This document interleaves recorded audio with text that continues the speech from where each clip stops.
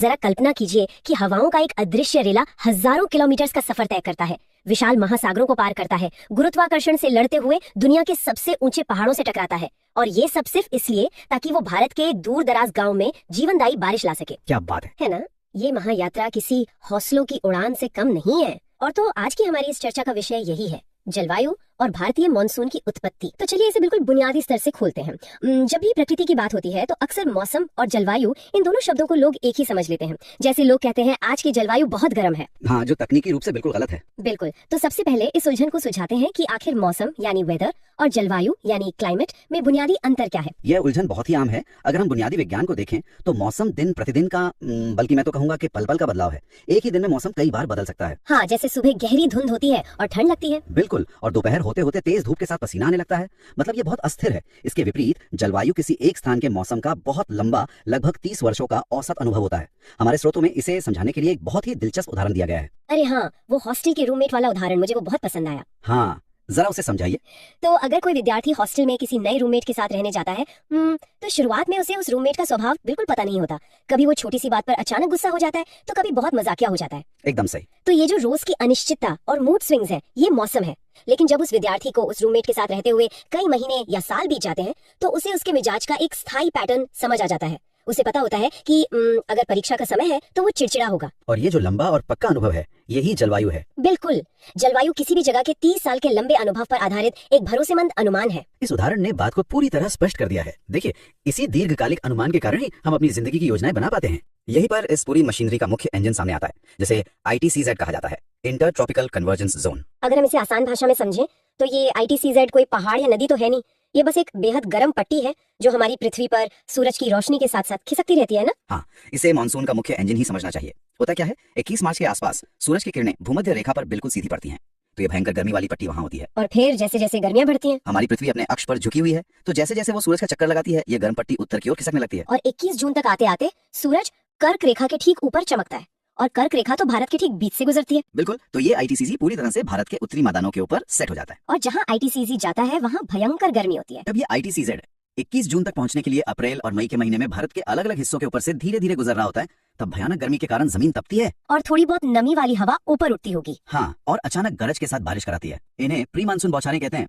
ये मुख्य मानसून तो नहीं है, लेकिन हमारी खेती के लिए बहुत जरूरी है। और इनके स्थानीय नाम भी तो कितने रोचक है, सीधे वहाँ की संस्कृति और खेती से जुड़े हुए। बिल्कुल। जैसे कर्नाटक में आम्र वर्षा या मैंगो शावर्स कहा जाता है, क्योंकि ये बारिश आम की फसल को जल्दी पकने में मदद करती है, राइट? एकदम सही। और कॉफी उगाने वाले इलाकों के लिए ये चेरी ब्लॉसम है, जो कॉफी के फूलों को खिलने में मदद करती है। मैंने पढ़ा था कि बंगाल में इसका रूप थोड़ा तूफानी और आक्रामक हो जाता है, वहाँ इसे काल बैशाखी कहते हैं। हाँ, और असम में चाय के बागानों के लिए इसे बोडो चिल्ला कहा जाता है। और उत्तर भारत में तो हम इसे मावठा के नाम से जानते हैं। मतलब एक ही मौसम का पैटर्न सीधे जमीन और लोगों की रोजी रोटी से कैसे जुड़ जाता है। तो अब सबसे बड़ा सवाल ये उठता है कि दुनिया में किसी भी जगह की जलवायु किन चीजों से तय होती है। मतलब ऐसा क्यों है कि एक जगह बर्फ गिर रही है और दूसरी जगह लोग गर्मी से बेहाल है। इसे याद रखने के लिए स्रोतों में एक बहुत ही बेहतरीन शॉर्टकट बताया गया है, जो भूगोलविदों ने बनाया है, और वो है लैंडफॉर्म्स। लैंडफॉर्म्स। L से लैटिट्यूड यानी अक्षांश, A से ऑल्टीट्यूड यानी ऊंचाई, हाँ, और N से नियरनेस टू सी यानी समुद्र से निकटता, D से हवाओं की दिशा, F से जंगल, O से समुद्री जलधाराएं, R से वर्षा की मात्रा। बिल्कुल। और आखिर में M से पहाड़ और S से मिट्टी। ये 9 कारक मिलकर किसी भी जगह का क्लाइमेट तय करते हैं। सच में ये बहुत रोमांचक होने वाला है। इसका सबसे पहला अक्षर है L, यानी लैटिट्यूड या अक्षांश। इसका सीधा सा सिद्धांत यह है कि कोई जगह पृथ्वी की भूमध्य रेखा मतलब 0 डिग्री से कितनी दूर है। देखिए, भूमध्य रेखा पर सूरज की किरणें साल भर लगभग सीधी पड़ती हैं, इसलिए वहाँ भयंकर गर्मी होती है। बिल्कुल। लेकिन जैसे जैसे हम भूमध्य रेखा से ध्रुवों की ओर जाते हैं, चाहे उत्तर में या दक्षिण में 90 डिग्री की ओर, तापमान लगातार गिरता जाता है। और सिर्फ तापमान ही नहीं, सूरज की रोशनी कम होने के कारण पेड़ पौधों और जीव जंतुओं की संख्या यानी जैव विविधता भी घटने लगती है। जस्ट विरोधाभास मिला। वो क्या? हम जानते हैं कि ध्रुवों की तरफ जाने पर तापमान और जैव विविधता घटती है, लेकिन बहुत से लोग सोचते हैं कि वायु दाब यानी एयर प्रेशर भी घटता होगा, पर वास्तव में ऐसा नहीं होता है ना। मैंने देखा है कि अक्सर UPSC जैसे एग्जाम्स में भी ये सवाल आता है। हाँ, ये एक बहुत ही शानदार तकनीकी बिंदु है जहाँ अक्सर उलझन होती है। इसे ऐसे समझते हैं, जब हम उच्च अक्षांशों या ध्रुवों की ओर जाते हैं तो हवा ठंडी हो जाती है।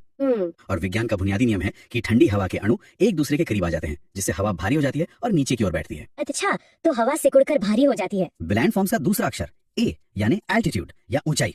जैसे जैसे हम समुद्र तल से ऊपर जाते हैं, हवा पतली होती जाती है और उसकी गर्मी सोखने की क्षमता कम हो जाती है। अच्छा, इसीलिए नैनीताल ठंडा है, क्योंकि वो ऊंचाई पर है। बिल्कुल। इसके बाद जो स्लाइड आता है वो है समुद्र से निकटता। देखिए, पानी हमेशा धीरे धीरे गर्म और धीरे धीरे ठंडा होता है। तो इसलिए गोवा जैसे तटीय इलाकों में समुद्र एक थर्मोस्टेट का काम करता है। हाँ, वहाँ तो बहुत ज्यादा गर्मी पड़ती है और नहीं बहुत कड़ाके की ठंड। मौसम लगभग एक सा रहता है। तो भारतीय मानसून की बात करें तो इन 9 में से 2 बटन सबसे ज्यादा इस्तेमाल होते हैं, हवाओं की दिशा और तापमान। और यहीं से भौतिक विज्ञान का वो सिद्धांत शुरू होता है जिसे हम हवाओं का स्वर्ण नियम कह सकते हैं। तो ये नियम काम कैसे करता है? ये पूरी तरह से थर्मोडायनामिक्स पर टिका है। देखिए, हवाओं के बहने का सिस्टम बहुत सीधा है। जब किसी जगह का तापमान बढ़ता है तो वहाँ मौजूद हवा के अणु फैलने लगते हैं। मतलब हवा गर्म हो जाती है? हाँ, और गर्म हवा हमेशा हल्की होती है। हल्की होने के कारण वो ऊपर की तरफ उठने लगती है। समझ गई। अब जब भारी मात्रा में हवा ऊपर उठ गई तो जमीन के पास एक खाली जगह बन जाती है, हवा की कमी हो जाती है।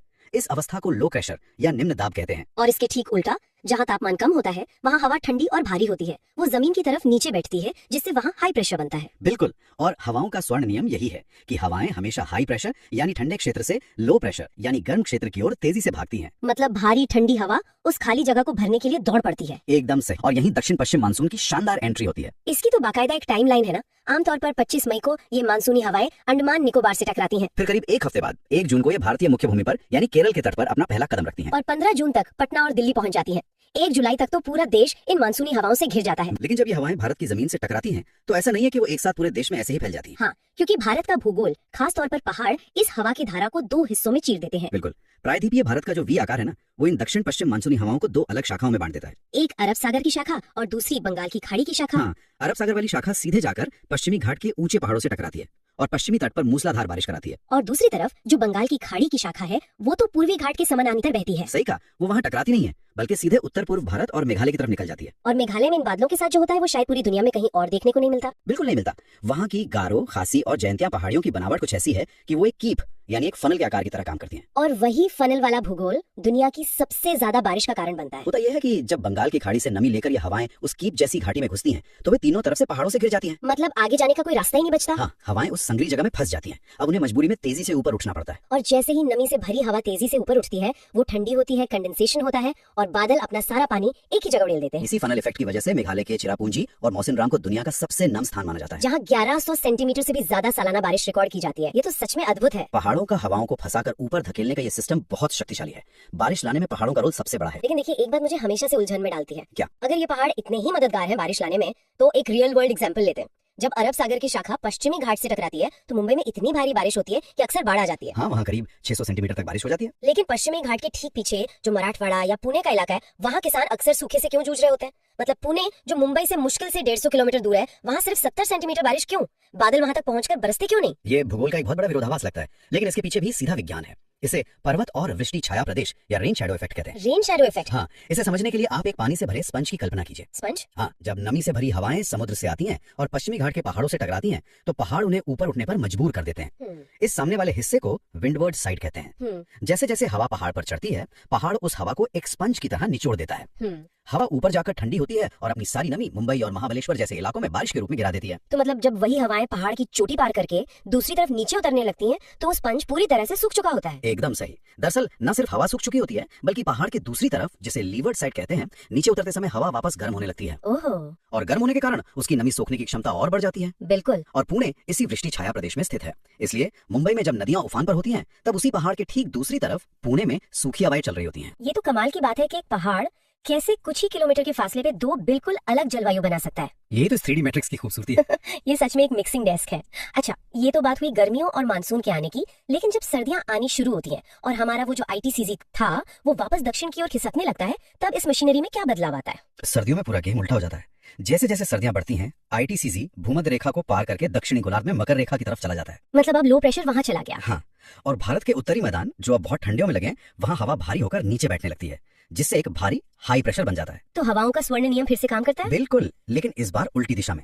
अब हवाएं भारत की जमीन से समुद्र की तरफ भागने लगती हैं। इसे लौटता हुआ मानसून या उत्तर पूर्वी मानसून कहते हैं। और क्योंकि ये हवाएं जमीन के ऊपर से आ रही हैं, हिमालय और उत्तरी मैदानों से, तो जाहिर है इनमें पानी तो होगा नहीं, ये एकदम सूखी होती होंगी। सामान्य तौर पर ये हवाएं शुष्क होती हैं, पूरे देश में सूखा मौसम रहता है, लेकिन प्रकृति के तंत्र में हमेशा अपवाद होते हैं। अच्छा। जब ये उत्तर पूर्वी हवाएं भारत के पूर्वी तट से होते हुए वापस लौट रही होती हैं, तो उनका एक बड़ा हिस्सा बंगाल की खाड़ी के ऊपर से गुजरता है। अरे हाँ, जमीन से आई सूखी हवाएं अचानक समंदर के ऊपर पहुंच गईं और वहाँ से वे बहुत सारी नमी सोख लेती हैं। और फिर क्या होता है, बंगाल की खाड़ी से नमी लेकर जब ये हवाएं आगे बढ़ती हैं तो सीधे तमिलनाडु के कोरोमंडल तट से टकराती हैं। अच्छा, तो यही कारण है कि नवंबर दिसंबर के महीने में जब पूरे भारत में ठंड पड़ रही होती है, तब चेन्नई और उसके आसपास भयंकर बारिश हो रही होती है। बिल्कुल, ये लौटते हुए मानसून का ही कमाल है। ये तो दक्षिण भारत की बात हो गई, लेकिन उत्तर भारत की सर्दियों में कुछ और ही जादू होता है, जिसे पश्चिमी विक्षोभ या वेस्टर्न डिस्टर्बेंस कहते हैं। हाँ, वेस्टर्न डिस्टर्बेंस। पर ये भारत के मॉनसून सिस्टम का हिस्सा तो नहीं लगता। सीधे तौर पर नहीं है, लेकिन ये भारत की जलवायु का एक बहुत ही शानदार ग्लोबल कनेक्शन है।